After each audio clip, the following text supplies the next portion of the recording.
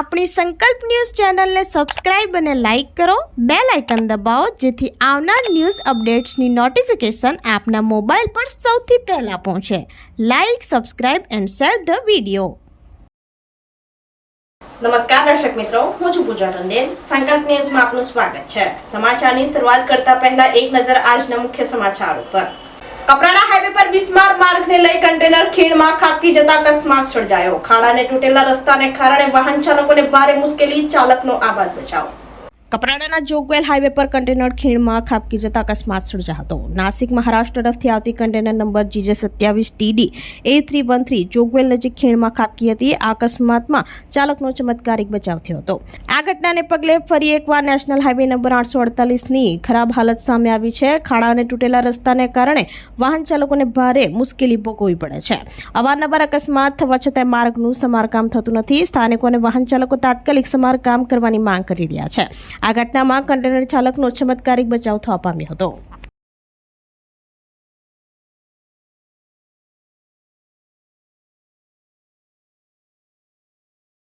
પારડી તાલુકા પંચાયત ખાતે સરપંચ સંઘની બેઠકમાં પ્રજાલક્ષી પ્રશ્નોનો નિકાલ માટે અધિકારીઓને રજૂઆત કરવા ચર્ચા કરાઈ. પારડી તાલુકા પંચાયતના સભાખંડમાં આજરોજ પારડી તાલુકા સરપંચ સંઘની બેઠક મળી હતી. જે બેઠકમાં સરકારી ખાતાઓમાં મૂંઝવાતા પ્રશ્નોની ચર્ચા કરવામાં આવી હતી અને તે પ્રશ્નોના નિકાલ થાય તે માટે સંગઠિત થઈ રજૂઆત કરવા સહમતિ સધાઈ હતી. સાથે ખેડૂતોની જમીનો માટે જે સર્વે કરવામાં આવ્યો છે એ સર્વેમાં ભૂલો હોય જે સુધારવા માટે ફરીથી સર્વે થાય એની માંગણી સાથે ગ્રામસભામાં ઠરાવ કરવામાં આવશે. પારડી તાલુકા પંચાયત સભાખંડમાં આજરોજ તાલુકા સરપંચ સંઘના પ્રમુખ ધર્મેન્દ્ર ઉર્ફે રાજુભાઈ પટેલ સાથે હોદ્દેદારો શંકરભાઈ પટેલ, અજય પટેલ, મયંક પટેલ, પુનિત પટેલ, જયસુખ પટેલ, રવિન્દ્ર પટેલ વગેરે સરપંચોની ઉપસ્થિતિમાં તાલુકા સરપંચ સંઘની સભા મળી હતી. આ સભામાં પ્રજાલક્ષી પ્રશ્નોના નિકાલ માટે અધિકારીઓને ગામના સરપંચ ભેગા થઈ રજૂઆત કરવા માટે ચર્ચા થઈ હતી. જેમાં વિવિધ મુદ્દાઓ આવરી લેવામાં આવ્યા હતા. પ્રજાલક્ષી પ્રશ્નોના નિકાલ ઝડપથી થાય તે માટે સભામાં સરપંચોએ ચર્ચા વિચારણા કરી હતી. આપણા પ્રશ્નો સરકાર સુધી લઈએ અને સરકારની યોજનાઓ શું છે, સરકારની શું પ્રજા માટેની એક ગાઈડલાઈન છે તે રજૂઆત કરવા આવે કે કોણ આવે તો એક ગ્રામ પૈસા એક ગ્રામ સભા હોય તેમાં એક અધિકારી આવે ત્યારે પૈસા એક્ટ શું બરાબર. તો હવે એ વસ્તુ અમે જ્યારે મંત્રીશ્રી રજૂઆત કરી એમાં સરપંચો પાર્ટીનું કંઈ કામ હોય તો પાર્ટીના ઉપરના હોદ્દેદારોને આપણે મંજૂરી લેવા પડે. આપણે સરપંચમાં એવું નથી. અત્યારે જઈને વાત કરું છું તો સુકેશ ગામના સરપંચ તરીકે વાત કરું છું, ના કે ના પ્રમુખ તરીકે. એટલે હવે પછી કંઈ આપણે કામ કરવું હોય પહેલાં તો આપણે સરપંચ મજબૂત કરવું પડે. 52માંથી 52 સરપંચોને અહીંયા હાજરી હોય અને એક સુરમાં બધાના વિચાર અલગ અલગ હોય. શુક્લાભાઈ પ્રસ્તાવ મેળવ્યો, શંકરભાઈ મેળવ્યો, રાજુભાઈ મેળવ્યો. એ કોઈને નહીં ગમતા કે મેં કોઈ પણ નહીં ગમતા ખેડૂતોના બનેલા છે અને તેમાં જે ભૂલ થયેલી છે એ ભૂલ યુદ્ધના ધોરણે સુધારો કરવામાં આવે સરકાર દ્વારા. એ માપણીની સરકારે જ કરી પણ તે બી કઈ હું કે પેલા પ્રાયોરિટી પ્રમાણે નહીં ચાલે. જૂની હજી એવું કરતા જ નથી. લેવી એક વસ્તુ ને આપણા એક જ વસ્તુ જેમાં આપણો દક્ષિણ ગુજરાત આદિવાસી પટ્ટો આવેલો છે અને જેમાં ઘણા ખબર જ ખેડૂતો કોલેજ જ નથી. શૈક્ષણિક રીતે નબળા પણ છે. કોઈના પણ નામ પર હતી. આજે બહુ બધા એવા ખેડૂતો મારા ગામની વાત કરું તો લગભગ 25 થી 30 ઉપર ખેડૂતો મારા જ ગામમાં આવે કે જે લોકો મતલબ રહેતા બી એમાં જ છે, ખેતી બી કરતા છે, પણ આજે એ લોકોના નામ પર જગ્યા નહીં મળે તો બરાબર વેચાઈ જતી છે. એનું બી કંઈક કે જે તે સમયે અજ્ઞાનતામાં મતલબ એ વસ્તુ થયેલી છે. વલસાડ સિટી પોલીસ મથકે 60 થી વધુ ઘરફોડ ચોરીના આરોપીને ઉચકી લાવી. ટાઇટન ઘડિયાળ અને પાર્કિંગમાં રહેલી સ્કોડા રેપિડ કાર મળી કુલ ₹2.10 લાખની ચોરી કરી હતી. વલસાડ શહેરના મણિબાગ સોસાયટીમાં થયેલ ઘરફોડ ચોરીના કેસમાં વલસાડ સિટી પોલીસે આંતરરાજ્ય ગેંગના ફરાર આરોપી મંજુનાથ ઉર્ફે માંજા કેલકરને કર્ણાટકથી ઝડપી પાડ્યો હતો.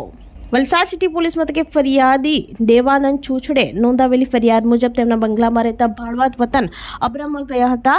આ દરમિયાન અજાણ્યા ઈસમોએ તાળા તોડી અંદર પ્રવેશ કર્યો હતો. તેઓએ ટાઇટનની ઘડિયાળ અને પાર્કિંગમાં રહેલ સ્કોડા રેપિડ કાર મળી કુલ રૂપિયા 2.10 લાખની ચોરી કરી હતી. ફરિયાદના આધારે Valsad city police inspector DD પરમારના માર્ગદર્શન હેઠળ તપાસ શરૂ કરવામાં આવી હતી. પોલીસે સર્વેલન્સ અને ટેકનિકલ ટીમની મદદથી 150 થી વધુ સીસીટીવી ફૂટેજ ચકાસ્યા. આ તપાસમાં પોલીસે પહેલા આરોપી મલંગ શેખને મુંબઈથી ઝડપી પાડ્યો હતો. ધરપકડ કરાયેલ આરોપીની પૂછપરછ દરમિયાન મળેલ માહિતીના આધારે પોલીસે વોન્ટેડ આરોપી મંજુનાથ કેલકરના રહેઠાણ અને મોબાઈલ ફોનનો ટ્રેક કર્યો. કર્ણાટક પોલીસના સહયોગથી તેને શિવમોગાથી ધરપકડ કરવામાં આવી હતી. તપાસમાં જાણવા મળ્યું કે આરોપી અગાઉ ગરફોડ ચોરી અને ચોરીના 60 થી વધુ ગુનાઓમાં સંડોવાયેલો હતો. પોલીસે આરોપી પાસેથી 9 તોલા સોનું જપ્ત કર્યું અને ચોરાયેલી કાર પણ જપ્ત કરી આરોપીને ટ્રાન્ઝિટ વોરંટના આધારે વલસાડ લાવવામાં આવ્યો હતો.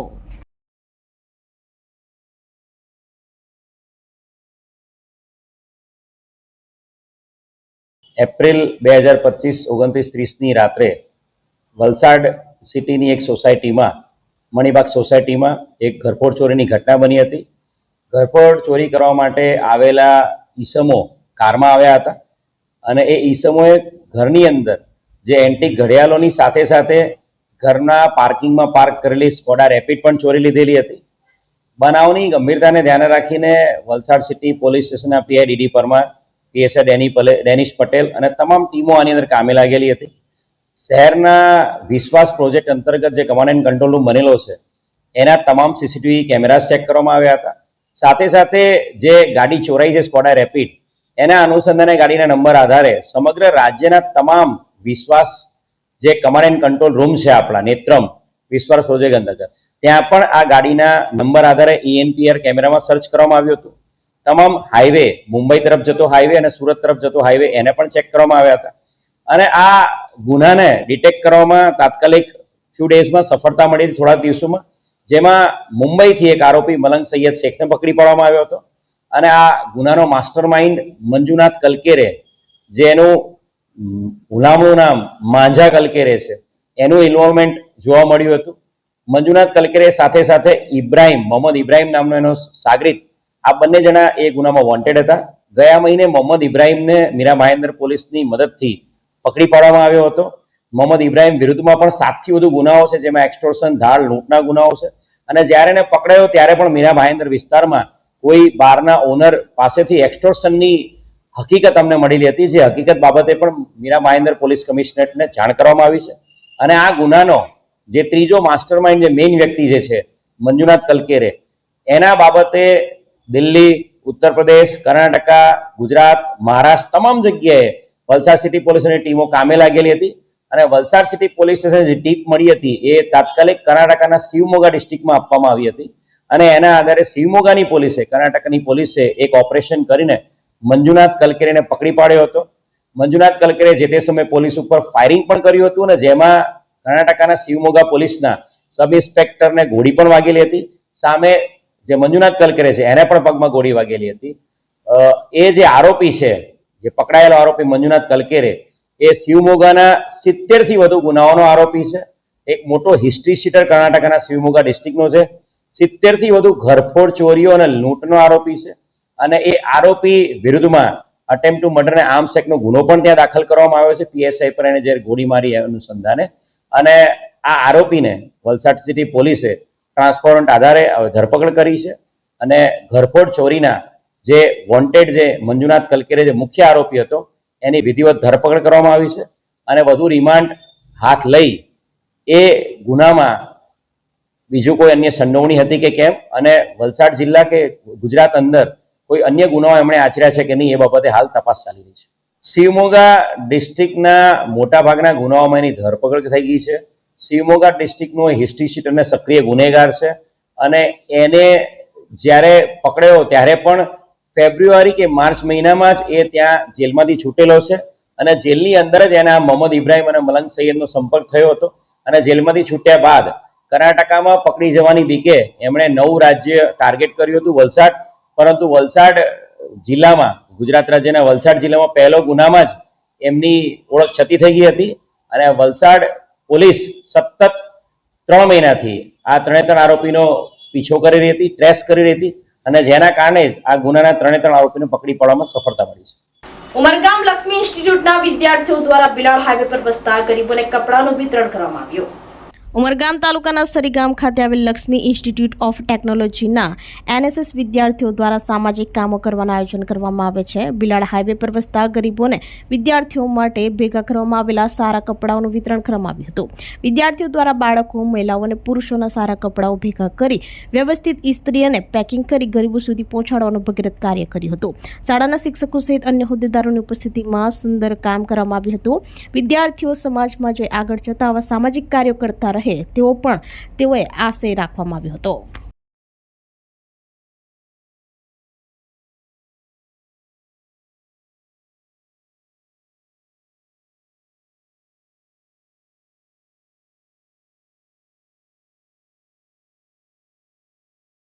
आज हम लक्ष्मी इंस्टीट्यूट ऑफ टेक्नोलॉजी की ओर से क्लॉथ डोनेशन के लिए आए हैं. जो लोग ज़रूरतमंद है, जिसके पास पहनने के लिए कपड़ा नहीं है, ज़रूरतमंद है, उसको क्लॉथ डोनेशन के लिए हम लक्ष्मी इंस्टीट्यूट की तरफ से आए हैं.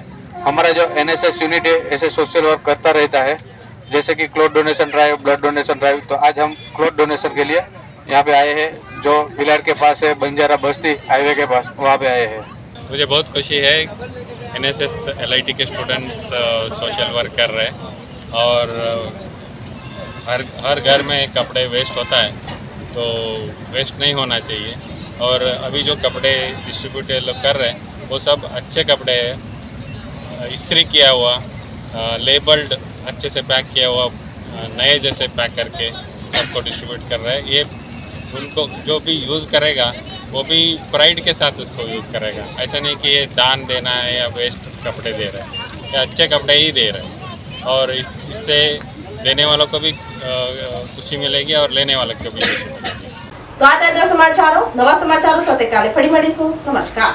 આપણી સંકલ્પ ન્યૂઝ ચેનલને સબસ્ક્રાઇબ અને લાઇક કરો, બેલ આઇકન દબાવો જેથી આવનાર ન્યૂઝ અપડેટ્સની નોટિફિકેશન આપના મોબાઈલ પર સૌથી પહેલા પહોંચે.